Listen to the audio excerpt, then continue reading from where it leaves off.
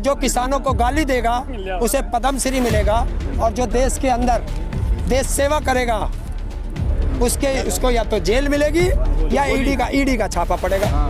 वो सोनू सूद को आपने देख लिया होगा। अब मोदी जी उसका हाथ पकड़ के, जब मोदी जी उसका हाथ पकड़ के बात करते हैं तो जाओ मोदी जी से या कंगना से पूछ लो कि ये रिश्ता क्या कहलाता है। कंगना रनौत कह रही है कि देश 2014 में आज़ाद हुआ है, क्या कहेंगे? हाँ देखिए, जो आरएसएस है, जो अंग्रेजों के पिट्ठू हैं, उनका हुआ होगा। हमारा देश 1947 में आज़ाद हुआ है। जो हमारा बक्कल उतार रहा था वो आज लखनऊ छोड़ के भागा हुआ है, तो आप समझ सकते हो कि कौन डरता है।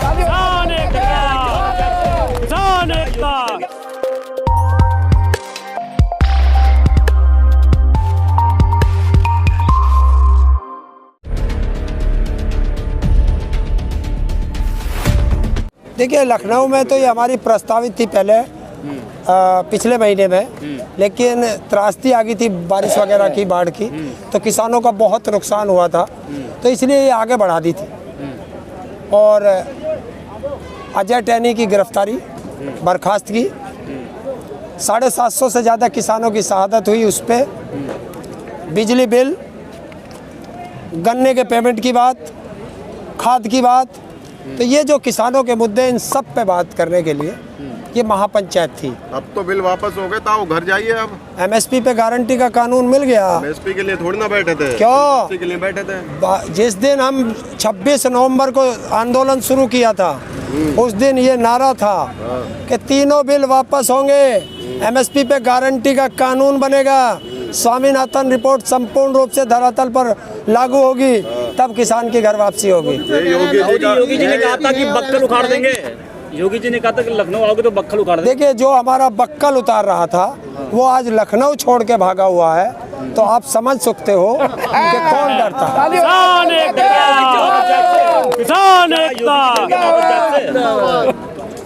योगी जी डर गए महापंचायत से? भाई ये तो अब आप बताओगे। हमारा बक्कल उतरना था, हम बक्कल उतरवाने लखनऊ आए और तारने वाला भाग गया, तो उसे क्या कहोगे? अखिलेश यादव से और मिलने के चुनाव लड़ोगे? नहीं, मिलने में मुझे कोई गुरेज है? मैं तो थारे योगी से भी मिलने आया था, वो मिलता नहीं, भाग जा डर के। चुनाव लड़ोगे? हरेंद्र ताऊ जीवन में कभी चुनाव नहीं लड़ेगा। अच्छा, बीजेपी कहते तो एमएसपी थी, है और रहेगी। हमने कद कही ना थी, हम कह रहे गारंटी का कानून बना। भरोसा क्यों नहीं कर रहे हैं आप? प्रधानमंत्री कह रहे हैं कि कैमरे के सामने आके कह दिया उन्होंने कि तीनों कानून रद्द, आप भरोसा क्यों नहीं कर रहे हैं? भरोसा किया था 2017 में मेरठ के अंदर, कहा था कि किसानों के गन्ने का पेमेंट 14 दिन में होगा, नहीं तो ब्याज दिया जाएगा। क्या हुआ? 2 करोड़ रोजगार दूंगा हर साल युवाओं को, क्या हुआ? पेमेंट भी नहीं दिया। होर्डिंग लगवा देता हूँ लखनऊ में, देखो जाकर। 15 लाख क्या होर्डिंग लगवा दिया सरकार ने, 4-4 लाख रोजगार के, देखो लखनऊ घूमो। 70 लाख का वादा करके और होर्डिंग में 4 लाख दे दिए।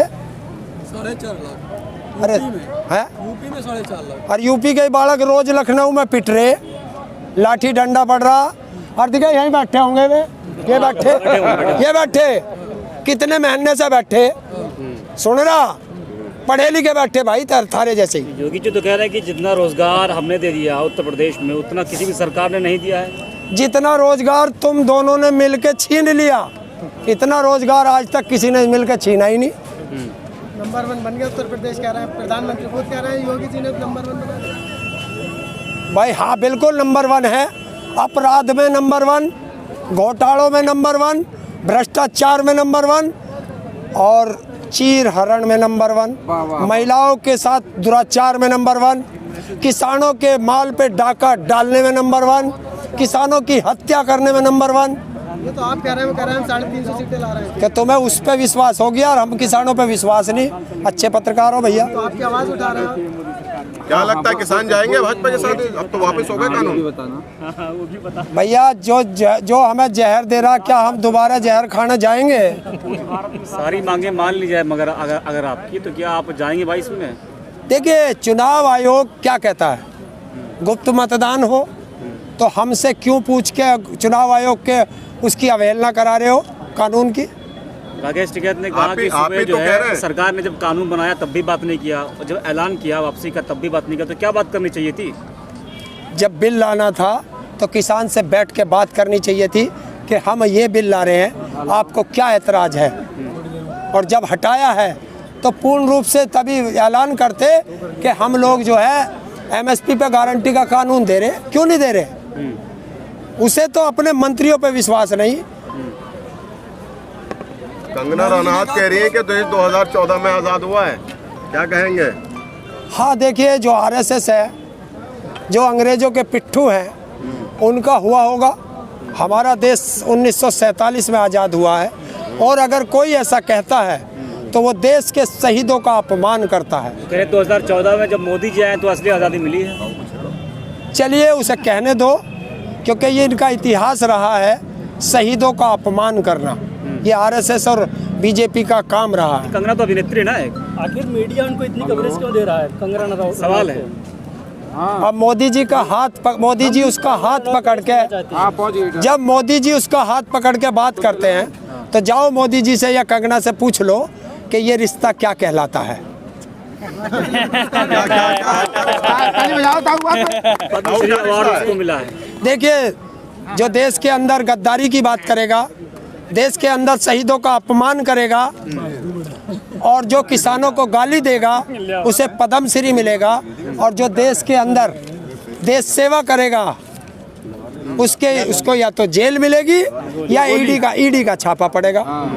वो सोनू सूद को आपने देख लिया होगा। अच्छा, क्या लग रहा है जिस तरीके से कृषि कानून का ऐलान किया वापसी का, उसी तरीके से CA/NRC का भी ऐलान करना चाहिए उनको? देखिए, वो अलग मुद्दा है। वो एक कम्युनिटी का मुद्दा है, और ये पूरे भारत के 70% किसानों का मुद्दा है। अगर किसी को किसी चीज़ पे ऐतराज़ है तो देश के प्रधानमंत्री का कर्तव्य है कि वो जो आदमी दुखी है उससे बैठ के बात करे। तो किसान ने तो माफी मांग ली है, आप क्यों नहीं उनके पे विश्वास कर रहे हैं?